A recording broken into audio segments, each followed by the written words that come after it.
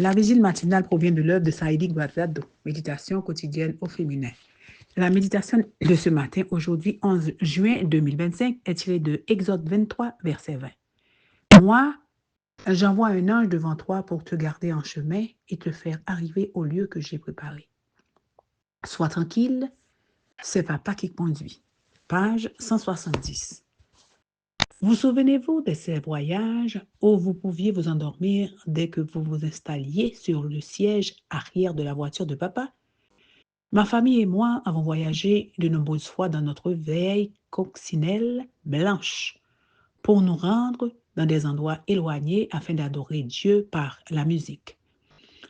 À l'aller comme au retour, je dormais paisiblement, sans crainte et avec cette pensée rassurante, c'est papa qui conduit. Mais ce n'était pas le cas lorsque je montais dans d'autres voitures et que ce n'était pas mon père qui conduisait.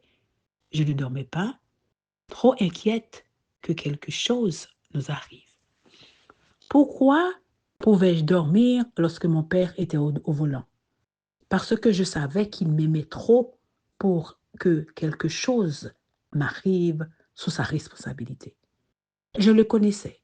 Je suivais ses directives et ses conseils. Je me faisais gronder, mais toujours en sachant que c'était pour mon bien.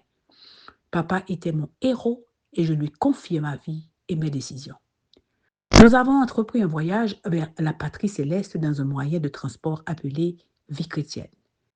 Nous sommes montés à bord le jour où le pasteur nous a plongés dans les eaux du baptême et où notre vie passée a été enterrée. Cependant, les difficultés rencontrées sur la route nous poussent parfois à arrêter la voiture et à chercher d'autres solutions ou, pire encore, à vouloir prendre le volant pour que tout aille mieux.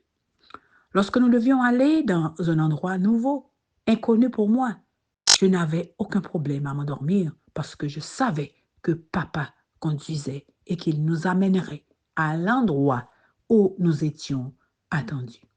De même, avec la certitude que papa Dieu est au volant, poursuivons le voyage vers la patrie céleste. Dans cet esprit, il n'y a pas de place pour le découragement ou la peur et encore moins pour le doute lorsque des problèmes se présentent. Comme promis, Dieu a été présent tout au long du voyage du peuple d'Israël dans le désert et il a finalement conduit celui-ci au pays de Canaan. Ce même Dieu continue à guider son peuple et fera entrer dans les demeures célestes ceux de ses enfants qui resteront fidèles. C'est une belle promesse pour vous aider à avoir l'esprit tranquille pendant le voyage, n'est-ce pas? C'est papa qui conduit. Heureuse, car Dieu dirige ma vie. Que Dieu vous bénisse. Bonne journée.